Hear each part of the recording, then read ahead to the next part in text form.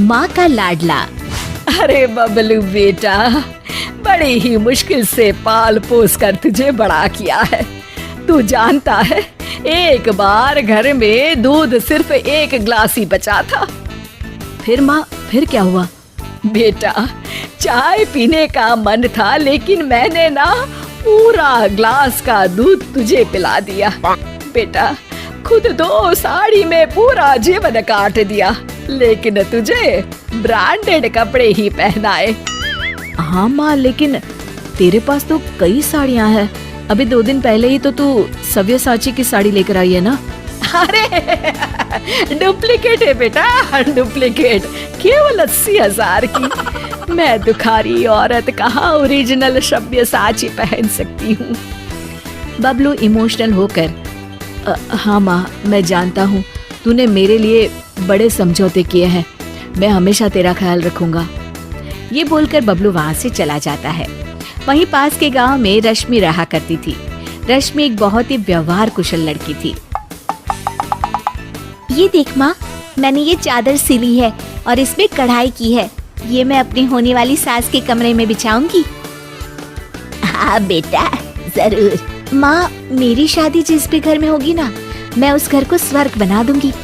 तभी रश्मि का भाई वहाँ आ जाता है। हाँ, और वहाँ रहने वालों को स्वर्गवासी। अरे चुप रह, सारा दिन काम काम काम। तुझे फिक्र भी है, तेरी बहन बड़ी हो गई है, उसके लिए कोई लड़का भी देख। अरे वही तो बताने आया हूँ माँ। भाई बबलू की बात माँ से करता है और फिर रश्मि की शादी बबलू से हो जाती है। रश्मि शादी के बाद, माँ जी, मैं आपके पैर में तेल लगा देती हूँ, सारा दिन आप थक जाती होंगी ना। ये बोलकर वो सास के पैर में तेल लगाती है।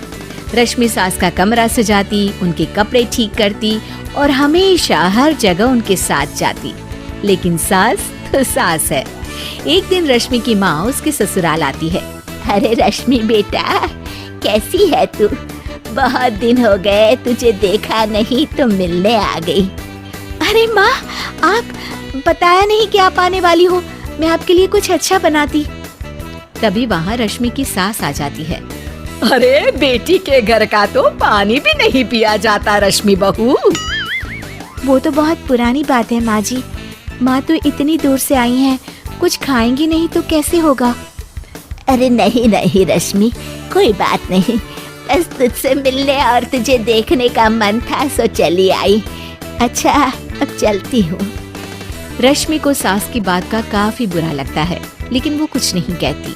अगले दिन, अरे बबलू, तेरी सास आई थी कल, बेटी के घर आई और वो भी खाली हाथ।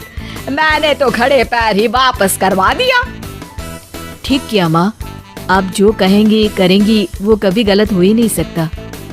रात में रश्मि बबलू के कमरे में आने का इंतजार करती है। आज तो मैं इनसे पूछ कर ही रहूंगी, ये क्या तरीका होता है? मेरी माँ इतनी दूर से आई और बिना कुछ खाए पिए चली गई। बबलू की माँ बबलू को कमरे के बाहर ही रोक लेती है। अरे बबलू बेटा, जरा पैर तो दबा दे।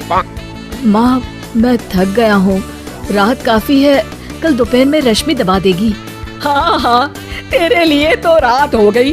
जब तू छोटा था, पूरी रात जगाता था, तब मैं सारी सारी रात तुझे गोद में लेकर बैठी रहती थी। हाँ माँ, ये तो सिर्फ माँ ही कर सकती है। और फिर वो माँ के पास जाता है और उसके पैर दबाने लगता है। पैर दबाते दबाते उसे नींद आ जाती है और वो वहीं माँ के पास सो जाता है। सुबह वो अपने कमरे में जाता है तो रश्मि उससे कहती है, कल आप कमरे में नहीं आए, मुझे आपसे बात करनी थी। हाँ हाँ, करते रहो बात, लेकिन याद है ना आज मेरा ऑफिस भी है। देखिए, कल मेरी माँ आई और हाँ हाँ रश्मि, छोटी सी बात का बवाल मत मचाओ। तुम्हारी माँ खाली हाथ ही आ गई, ये तो कोई तरीका नहीं होता ना। रश्मि समझ जाती है कि बबलू को उसकी माँ ने अच्छे से कान भरे हैं। वो उस वक्त तो कुछ नहीं कहती, लेकिन ठान लेती है कि वो सासू माँ को सुधार कर ही रहेगी। दोपहर में सास कहती है, अरे खाना खाने का वक्त हो गया है रश्मि, कहाँ हो तुम? माँ जी, हमारे घर में रिवाज है कि जिस दिन ससुराल से बहू की माँ बिना खाए जाए, उसके अगले पूरे 1 हफ्ते ना खाना बनाता है ना कोई खाता है। ये बोलकर रश्मि वहाँ से चली जाती है। सास किसी तरह खाना बनाकर खाती है। अगले दिन अरे रश्मि, मेरे पैर में दर्द है, जरा तेल तो लगा दे। अरे माँ जी, मेरे खुद के हाथ में दर्द है, मैं कैसे तेल लगा सकती हूँ, खुद ही परेशान हूँ। ये बोलकर वो फिर वहाँ से चली जाती है। सास परेशान होकर अपनी बेटी को बुलाती है कि वो रश्मि से बात करे। अगले दिन ननद कहती है, अरे भाभी, माँ की चाय का वक्त हो गया है, क्यों कोई उन्हें चाय नहीं देगा क्या? अरे आप ही दे दीजिए ना ननद जी, मैंने तो रोका नहीं कि किचन में ना जाए। ननद जाकर सारी बात बबलू को बताती है। अरे रश्मि, तुम्हें क्या हो गया है? क्या तुम भूल गई कि ससुराल में कैसे रहा जाता है? नहीं जी, बिल्कुल नहीं भूली मैं, लेकिन जहाँ मैं बेटी बनकर रह रही हूँ, हर किसी का ख्याल रख रही हूँ, वहीं मैं अपनी माँ की बेइज्जती भी बर्दाश्त नहीं कर सकती। हाँ माँ, भाभी तो सही कह रही है, इज्जत लेने के लिए सबकी इज्जत भी करनी जरूरी है। अगर मेरे ससुराल से मैं तुम्हें ऐसे भगा देती तो। अब समझ गई, माफ कर दो मुझे।